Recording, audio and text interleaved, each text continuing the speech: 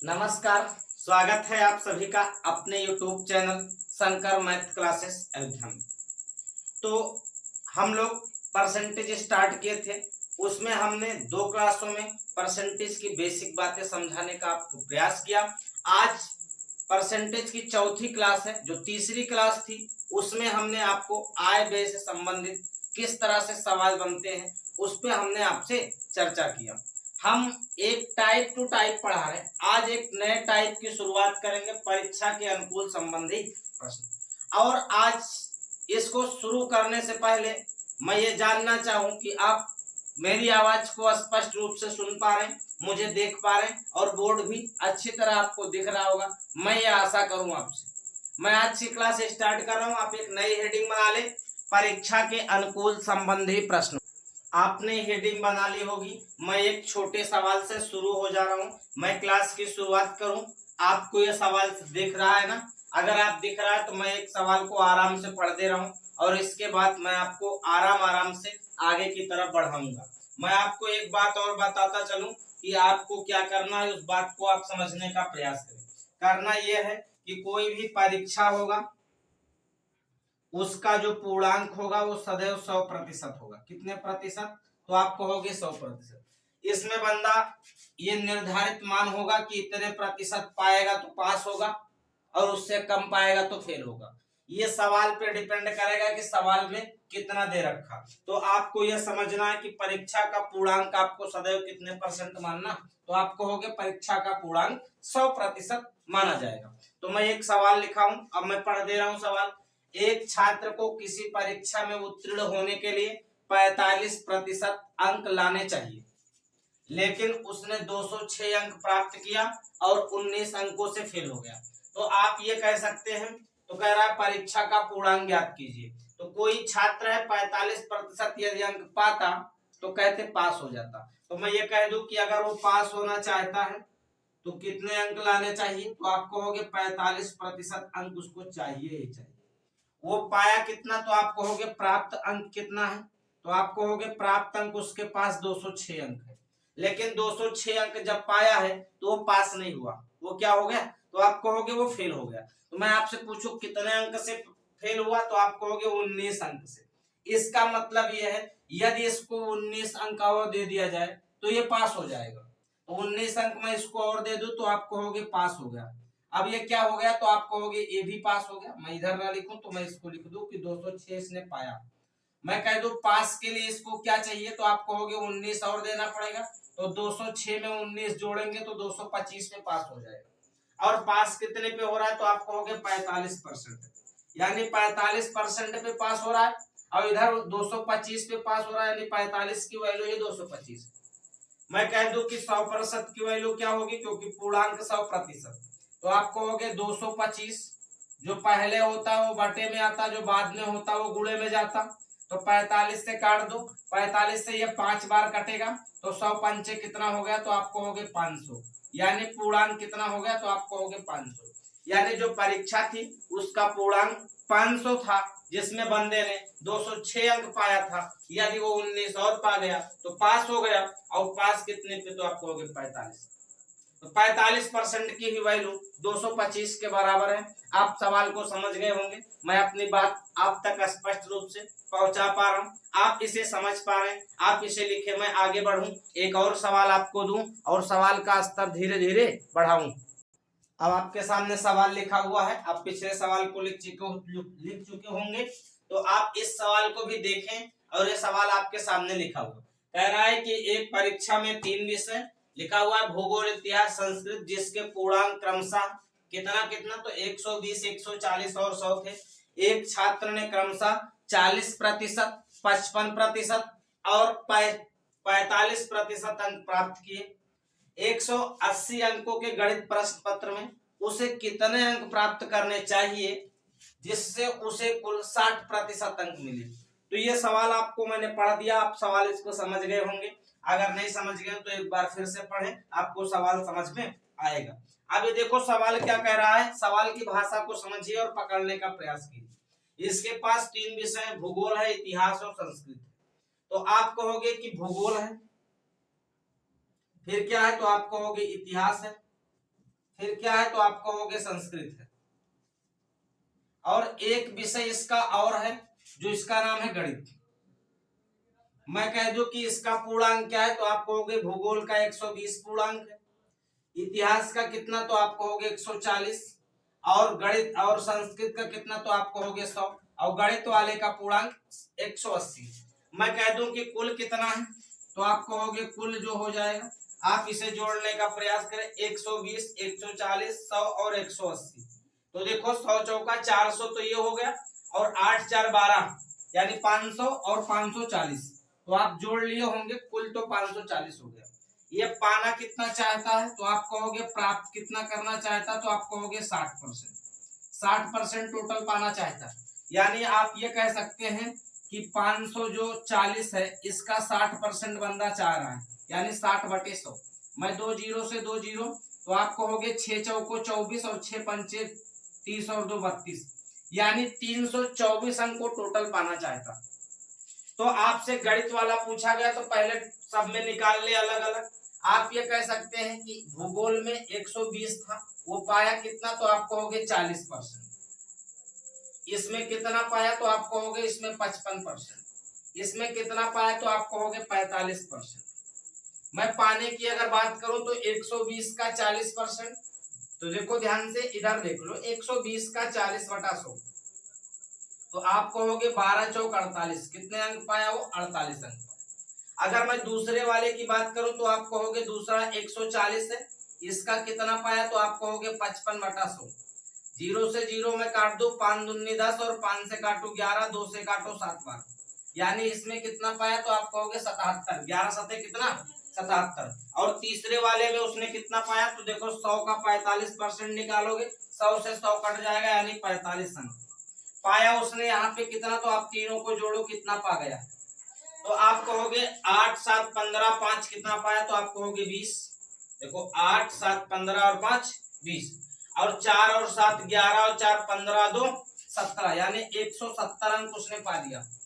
तो कितने अंकों की अभी और उसे आवश्यकता है तो आप यहाँ से अंतर देख लो, कितने अंकों की आवश्यकता होगी, आपको अंतर निकल के आ जाएगा। तो देखो मैं 4 घटा दूं तो आप कहोगे 4 आएगा, जीरो में से जाएगा। अब 12 में से 7 जाएगा तो 5 आएगा, 2 में से 1 जाएगा तो 1 आएगा, यानी 154 अंकों की और आवश्यकता है। तो ये 154 पाएगा किसमें तो आप कहोगे 154 अंक गणित में पाएगा। बात आई समझ में? तो उत्तर क्या हो गया, यानी गणित में उसको अभी 154 अंक लाना है, जिसका पूर्णांक 180 दिया गया है। तो आपसे इस तरह सवाल पूछ लिया जाए तो आप लगा ले जाए। मैं आपको पूरी तरह बात समझा पाने में सफल रहा हूं, मैं ये आशा करूं। आप इसे लिखें तो मैं एक और सवाल की तरफ चलूं और धीरे धीरे अब सवालों का स्तर भी आपके सामने बढ़ाने का प्रयास करूं। आप देख रहे होंगे कि मैं सवालों का स्तर एक एक करके आपके सामने बढ़ाने का प्रयास कर रहा हूं।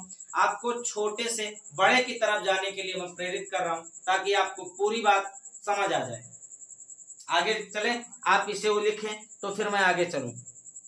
आप देख रहे हैं कि सवालों का क्रम मैं धीरे धीरे आपके सामने बढ़ा रहा हूं, आप इसे समझने का प्रयास करें। तो मैं एक सवाल लिखा आपके सामने, आप इस सवाल को देख रहे होंगे। फिर से मैं सवाल का स्तर बदला और इसे समझाने का मैं फिर से प्रयास करूं। लिखा हुआ है, एक परीक्षा में एक विद्यार्थी ने 20% अंक प्राप्त किए और वो 30 अंक से फेल हो गया, जबकि दूसरे विद्यार्थी ने 32% अंक प्राप्त किए और पास होने वाले न्यूनतम अंकों से 42 अंक अधिक प्राप्त किए। तो आपसे पूछा है परीक्षा का पूर्णांक क्या है। तो इसको मैं दो तरीके से आपको बताने का प्रयास करूं, दोनों तरीका आपको अच्छा है। मैं पहले बेसिक बता दूंगा, फिर मैं जुगाड़ भी बता दूंगा कि कैसे लगेगा। लेकिन आपको यहाँ से समझना आपको ये चाहिए कि इस सवाल में क्या क्या बातें पूछी जा सकती। पहली बात तो ये पूछी जा सकती कि आप ये मुझे बता दो कि परीक्षा का पूर्णांक क्या है। दूसरी बात आपसे ये भी पूछी जा सकती कि बता दीजिए न्यूनतम वह अंक बताइए जिससे बंदा पास हो जाए। और तीसरी बात आपसे ये पूछी जाती न्यूनतम पास होने वाले अंकों का प्रतिशत क्या है। तो ये 3-4 बातें पूछी जा सकती। मैं इस सवाल में सारी बातें निकाल दूंगा ताकि मुझे कोई अगला सवाल कराने की जरूरत ना पड़े, और मैं एक आध करा दूंगा। आप इससे बिल्कुल घबराए ना कि अब एक भी नहीं करवाएंगे, बस इसी सवाल से खत्म, ऐसा कुछ नहीं। तो मैं इसमें बता दूं कितनी कितनी बातें पूछी जा सकती। तो मैं इसका पहला तरीका ये बता दूं कि अगर मैं कह दूं पूर्णांक x है, क्या है, तो मैं कह दूं पूर्णांक x, मैं मान के चलूं, पहला तरीका आराम से समझने का प्रयास करो। एक विद्यार्थी है, इसमें दो लोग, पहला आदमी है और दूसरा आदमी। मैं दोनों की बात करूं, पहला 20% पाता और 30 से फेल होता, तो आप कहोगे इसको मैं x का 20% पाएगा पूर्णांक का बटे 100, और ये फेल होता किससे से, तो आप कहोगे 30 अंकों से। यानी इसको अगर पास करवाना है तो 30 अंक और देना पड़ेगा, तो मैं इसको पास करवा दूं 30 देकर, मैं कह दूं पास हो गया। अगर मैं दूसरे की बात करूं तो वो बंदा 32% पाता है, 42 ज्यादा पाता है, तो आप कहोगे यक्स अंकों का 32/100, लेकिन ये पास होने से 42 ज्यादा पाता, यानी इससे 42 छीन लिया जाए तब भी पास हो जाएगा, फेल नहीं होगा। और ये भी पास है, ये भी पास है, तो पास और पास दोनों बराबर हो गए। अगर मैं यहां से आपको हल करने का प्रयास करूं तो आप कहोगे ये 20x/100 है, ये इधर आएगा या उधर ले जाओ कोई फर्क नहीं पड़ेगा, प्लस 30 बराबर 32x/100 माइनस 42। अगर मैं इस 32 को 20x को उधर ले जाऊं तो आप कहोगे ये तो 32x/100 माइनस 20x/100, और ये देखो 42 को मैं इधर ले गया तो ये प्लस में था, इधर जाके माइनस में, इधर जाके प्लस में हो गया, तो 30 और 42 कितना हो गया, आप कहोगे 72। 32 में से 20 घटाया तो आप कहोगे 12x/100 बराबर 72 के, तो आप कहोगे 12 × 12 12 × 72, यानी x की वैल्यू कितनी आई, आप कहोगे 600, यानी परीक्षा का पूर्णांक 600 था। अगर आपसे पूछा पास होने वाले न्यूनतम अंक कितने हैं, तो आप चाहे इस 600 की वैल्यू इधर रख दो तब भी पास हो जाएगा, और चाहे 600 की वैल्यू इधर, x की वैल्यू इधर रख दो तब भी पास हो जाएगा। उत्तर पे कोई फर्क नहीं पड़ेगा क्योंकि दोनों इक्वेशन बराबर है।